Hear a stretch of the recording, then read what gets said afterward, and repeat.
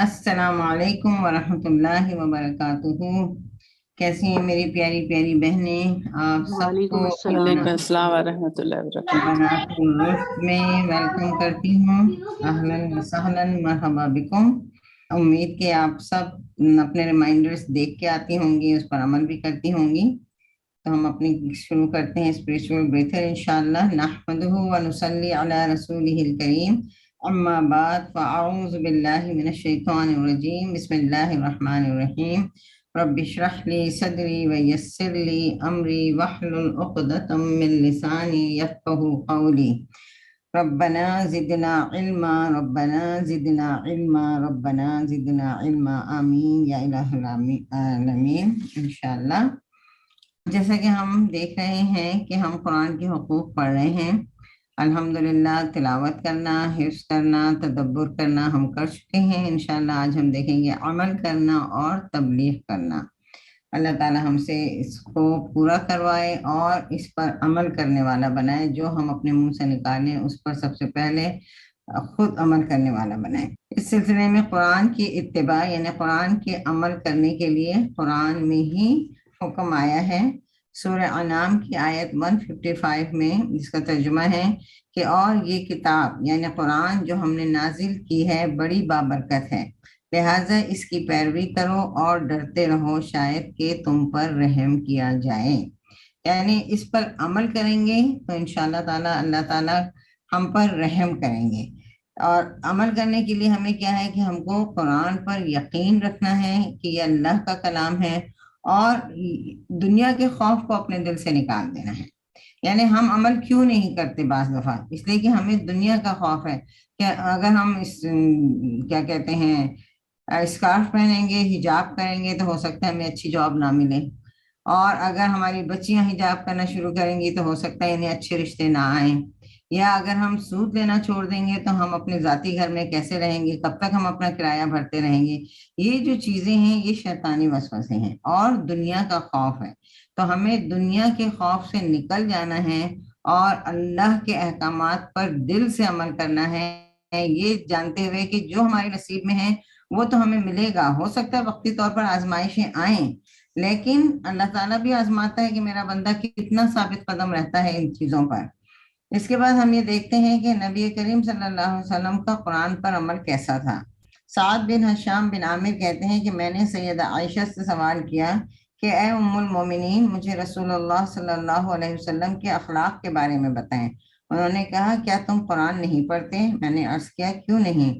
کہنے لگی اللہ کے نبی صلی اللہ علیہ وسلم کا اخلاق قرآن ہی تھا، یعنی کہ آپ قرآن کو پڑھتے تھے اسی، اب ہم بھی اگر اپنے اخلاق کو بہتر بنانا چاہیں تو ہمیں قرآن کی ہی باتوں پر عمل کرنا ہے۔ قرآن ہی ہمیں بتائے گا کہ کیا صحیح ہے اور کیا غلط ہے، ہمیں کس سے کس طرح بات کرنا چاہیے، ہمیں کس سے غصے کو کس طرح ختم کرنا چاہیے، بدمزگی ہو جائے تو ان معاملات کو کیسے حل کرنا چاہیے۔ تو یہ ساری چیزیں بھی ہم قرآن پر عمل کر کے ہی سیکھ سکتے ہیں۔ صحابہ کرام کا قرآن پر عمل، سیدنا ابن مسعود سے روایت ہے، وہ کہتے ہیں ہم میں سے ہر شخص جب 10 آیات سیکھ لیتا تو اس سے آگے نہ بڑھتا، یہاں تک کہ ان کے معانی کو معلوم کر لیتا اور اس پر عمل کرنا شروع کرتا۔ یہ چیز ہم کئی دفعہ پڑھ چکے ہیں، لیکن آج عمل کی اس میں بھی تھا، تو یہ ہے کہ یہ ان کا عمل تھا کہ جب تک وہ قرآن کو پڑھ کر سمجھ کر عمل نہ کرتے پھر وہ آگے نہ بڑھتے تھے۔ اب اصل اہل قرآن کون ہے؟ ابن قیم کہتے ہیں یعنی سلف کا کہنا ہے کہ قرآن اس لیے اترا ہے تاکہ اس پر عمل کیا جائے، تو انہوں نے اس کی تلاوت کو عمل بنا لیا۔ یہی وجہ ہے کہ اہل قرآن وہ لوگ تھے جو اس پر عمل کرنے والے تھے اور جو کچھ اس میں تھا اس پر عمل کرنے والے تھے۔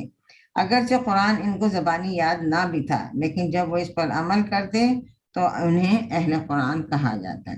یعنی قرآن جو ہے یہ ضروری نہیں ہے کہ جو قرآن حفظ کر لے وہی اہل قرآن کہلاتا ہے۔ اہل قرآن یعنی قرآن والا، رائٹ؟ اہل کا مطلب آپ کو اندازہ ہے۔ تو یہ نہیں تھا، بلکہ اس زمانے میں کیا ہوتا تھا کہ جو لوگ عمل کرتے تھے وہی قرآن کے اہل کہلاتے تھے، اہل القرآن کہلاتے تھے۔ اور اگر کوئی اس کے برعکس دوسرا شخص ہے، حافظ بھی ہے، بہت اچھی تجوید کے ساتھ پڑھتا بھی ہے، لیکن اگر وہ قرآن پر عمل نہیں کرتا یا اس کے معاملات سے یہ ظاہر نہیں ہوتا کہ اس نے قرآن کو پڑھا ہے تو وہ اہل قرآن میں نہیں ہے۔ پھر اس کے بعد یہ ہے کہ عاملین قرآن کا اخلاق، حاملین قرآن کا اخلاق کیسا ہونا چاہیے۔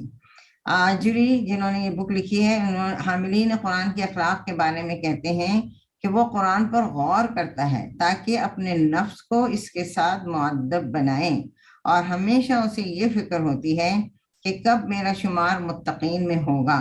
یعنی جب بھی تقوی کی آیات وہ پڑھتا ہے، اب ہم دیکھتے ہیں کہ سورہ بقرہ کا ابتدائی وہیں سے ہے کہ جو ہے للمتقین، تو جب بھی ایسی آیات آتی ہیں تو وہ فوراً ایک سیکنڈ کے لیے رک کے اپنا جائزہ لیتا ہے اور بولتا ہے کہ کب میرا شمار متقین میں ہوگا، کب میرا شمار خاشعین میں ہوگا، کب میں دنیا سے بے رغبت ہو جاؤں گا، کب میں اپنے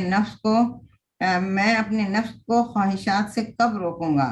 تو یہ ساری چیزیں ہیں کہ جب ایک شخص عمل کی نیت سے پڑھتا ہے تو وہ رکتا ہے، ہر بات پر رکتا ہے، ہر آیت پر رکتا ہے اور اپنا جائزہ لیتا ہے کہ یہ مجمر ہیں یہ ساری چیزیں یا نہیں ہیں، اور اگر نہیں ہیں تو وہ پھر ان خصوصیات کو اپنے اندر لانے کی کوشش کرتا ہے۔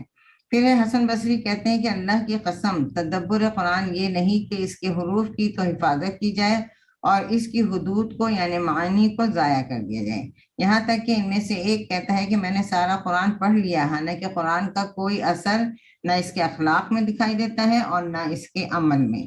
تو میری بہنوں، ہم لوگوں کو یہ کوشش کرنا چاہیے کہ اب ہم قرآن کے اسٹوڈنٹ ہیں، ہم قرآن پڑھ رہے ہیں تو ہمیں اپنے اخلاق کو درست کرنا ہے، اپنے اعمال کو درست کرنا ہے۔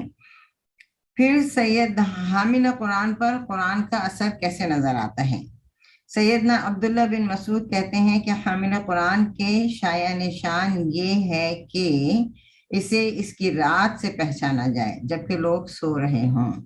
اب اس کو آپ تصور کرتے جائیں کہ ہم لوگ ہیں، میں اپنے لیے ہی بولوں گی کہ ہم ساری رات یہ کوشش کرتے ہیں کہ جلد سے جلد سو جائیں اور آرام سے سوئیں، ٹھیک ہے فجر میں اٹھ رہے ہیں، ہم اپنے آپ کو بہت پراؤڈ ہوتے ہیں اپنے اوپر، لیکن اس کے برعکس جو واقعی قرآن پر عمل کرنے والا ہے اس کی راتیں قرآن کو پڑھنے اور سجدوں میں گزرتی ہیں، اللہ کے کلام کو وہ پڑھتا ہے، روتا ہے، اللہ کے آگے دعائیں مانگتا ہے، سجدے کرتا ہے، تو اس کی رات کو اس کی رات سے پہچانا جائے جب لوگ سو رہے ہیں، اس کے دن سے پہچانا جائے جب لوگ کھا پی رہے ہیں۔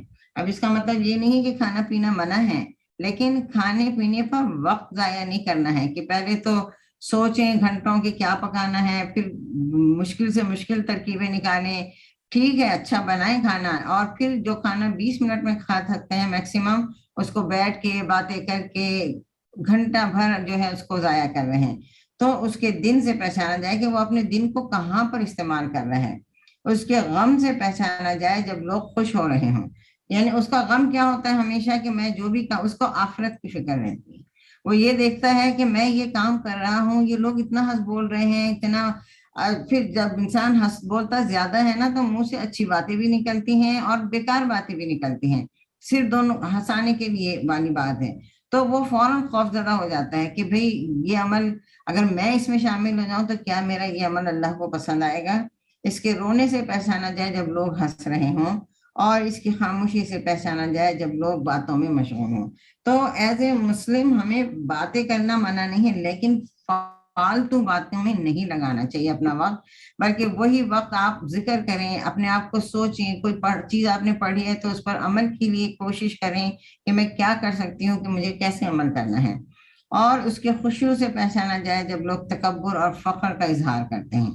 یعنی آپ ایک بہترین ایک آدمی جو قرآن سے لگا ہوا ہے، آپ اس کو دیکھ کے سمجھ جا سکتے ہیں کہ اس کے چلنے کا انداز، اس کے پہننے کا انداز، اس کے بات کرنے کا انداز، اس میں کوئی تکبر اور فخر نہیں ہوتا، بلکہ خوشی و خضوع سے رہتا ہے۔ اور چاہیے کہ حامل قرآن رونے والا، غمگین، بردبار، سمجھ بوجھ والا اور کم گو ہو، یعنی کہ باتیں کم سے کم ہوں، جب کم باتیں ہوں گی تو فضول باتیں ویسی ہماری، یعنی جو بات ضروری ہے انسان وہی کرے، اور ہر بات کرنے سے پہلے سوچ لے کہ یہ ضروری ہے، یہ کرنا ضروری ہے، اس کا کوئی فائدہ مجھے یا کسی اور کو ہے، نہیں ہے تو چھوڑ دیں۔ حاملہ قرآن کے لیے جائز نہیں کہ نہ تو وہ شور شرابہ کرے، نہ وہ چیخے چلائے، اور نہ تیز طبیعت والا ہو۔ تو ہمیں اپنے آپ پر غور کرنا چاہیے کہ کیا ہم حامل قرآن ہیں، تو ہم میں کیا یہ خصوصیات ہیں، اب عمل میں بہتری کی خاطر ہم کو قرآن پڑھنا ہے تو ہمیں کیا کرنا ہے؟ امام آجری کہتے ہیں کہ وہ قرآن میں غور کرتا ہے تاکہ اپنے نفس کو ادب سکھائے، اور اپنے لیے اس پر راضی نہیں ہوتا کہ اللہ عز و جل کے اس پر فرض اللہ عز و جل نے جو اس پر فرض کیا ہے اسے جہالت کے ساتھ کریں، بلکہ وہ علم اور فقہ کو ہر بھلائی کے لیے اپنی دلیل بناتا ہے۔ یعنی اب ہمیں اگر قرآن پر عمل کرنا ہے تو ہمیں یہ نہیں ہے کہ صرف اگر ٹھیک ہے نماز پڑھنا ہے ہم جلدی جلدی گئے نماز پڑھے آگے، نہیں، ہم کو معلومات کرنی ہے اچھی نماز کیا ہے، حضور صلی اللہ علیہ وسلم نے کیسے وضو کیا تھا، کیسے نماز پڑھی تھی، کیسے سجدہ کیا تھا، اس کے لیے ہمیں کوشش کرنا ہے، اسی کو ہم کہیں گے کہ ہم عمل کرنے والے بننا ہے۔ اس کے بعد یہ ہے کہ آخری چیز اب میں اس میں آ جاؤں گی کہ تبلیغ کا کیا ہے۔ عمل کی باتیں تو آ گئی اور جس پر ہم کو مستقل عمل کرتے رہنا ہے، سوچنا ہے، سمجھنا ہے اور عمل کے پہلو نکالنا ہے۔ تبلیغ کرنا، جتنا بھی علم حاصل ہو جائے اسے آگے پہنچانا ہے۔ سیدنا عبداللہ بن عمر رضی اللہ عنہ سے روایت ہے کہ نبی کریم صلی اللہ علیہ وسلم نے فرمایا، میرا پیغام لوگوں کو پہنچاؤ اگرچہ کہ وہ ایک آیت پر مشتمل ہو، اور جو شخص مجھ پر جان بوجھ کر جھوٹ باندھے تو وہ اپنا ٹھکانہ جہنم میں بنا لے۔ یعنی آپ قرآن کی آیت پہنچا سکتے ہیں کسی کو جو آپ نے سیکھا، آپ عمل کی بات بتا سکتے ہیں، آپ کوئی حدیث سنا سکتے ہیں، لیکن حدیث میں آپ اپنی طرف سے کوئی چیز نہ ایڈ کر سکتے ہیں نہ نکال سکتے ہیں۔ کہ حضور صلی اللہ علیہ وسلم کا کہنا ہے کہ جو شخص مجھ پر جان بوجھ کر جھوٹ باندھے وہ اپنا ٹھکانہ جہنم میں کر لے۔ پھر ہے کہ غزوہ خیبر کے موقع پر نبی کریم صلی اللہ علیہ وسلم نے سیدنا علی رضی اللہ عنہ کو جھنڈا دیا اور کہا، اللہ کی قسم اگر تمہارے ذریعے اللہ ایک شخص کو بھی ہدایت دے دے تو وہ تمہارے لیے سرخ اونٹوں کی دولت سے بہتر ہے۔ سرخ اونٹ آپ سب کو اب تک اندازہ ہو گیا ہے، وہ آج کل کی دی بیسٹ کار جو ہو سکتی ہے اس کے برابر تھا۔ پھر ہے کہ قرآن کی ایک آیت سکھانے کا مسلسل ثواب۔ ابو مالک اشجعی اپنے والد سے روایت کرتے ہیں کہ رسول اللہ صلی اللہ علیہ وسلم نے فرمایا، جس نے اللہ عز و جل کی کتاب کی ایک آیت بھی سکھائی، جب تک اس کی تلاوت کی جائے گی اس کو اس کا ثواب ملتا رہے گا۔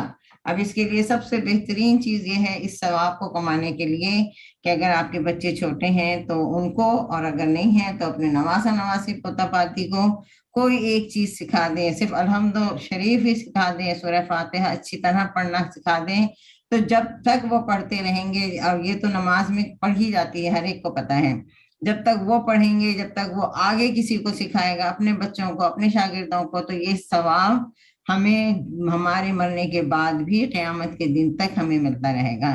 تو آج سے کسی ایک کو پکڑ لیں اور اس کو کچھ نہ کچھ اللہ کی کوئی نہ کوئی آیت ضرور سنائیں، کوئی نہ کوئی کیا کہتے ہیں سنائیں، بلکہ یاد کروائیں۔ جیسے دعائیں ہیں، کھانے کی دعائیں ہیں، کھانے کے بعد کی دعائیں ہیں، گھر سے نکلنے کی دعائیں ہیں، تو میری بہنوں یہ ثواب جب تک وہ پڑھتا رہے گا اور وہ اس نے آگے کسی کو بھی سکھایا تو اس کا ثواب ہمیں مرتے دم تک، کیا قیامت تک ملتا رہے گا انشاءاللہ۔ بس اس دعا کے ساتھ کہ اللہ تعالیٰ ہمیں کہنے والا ہی نہیں عمل کرنے والا بنائے، آمین ثم آمین۔ السلام علیکم ورحمۃ اللہ وبرکاتہ۔